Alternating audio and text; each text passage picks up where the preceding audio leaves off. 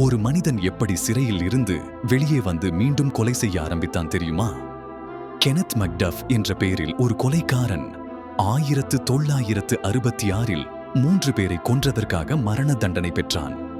ஆனால் டெக்சஸ் மாநிலம் மரண தண்டனையை ரத்து செய்தபோது அவனுடைய தண்டனை ஆயுள் தண்டனையாக மாற்றப்பட்டது.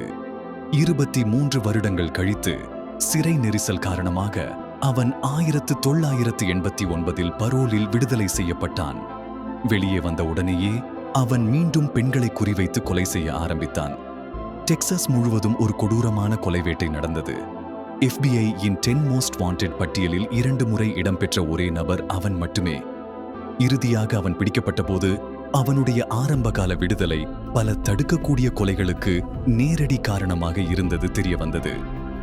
இந்த வழக்கு டெக்சாஸ் மாநிலம் மரண தண்டனையை மீண்டும் கொண்டுவரவும் பரோல் விதிமுறைகளை கடுமையாக்கவும் வழிவகுத்தது.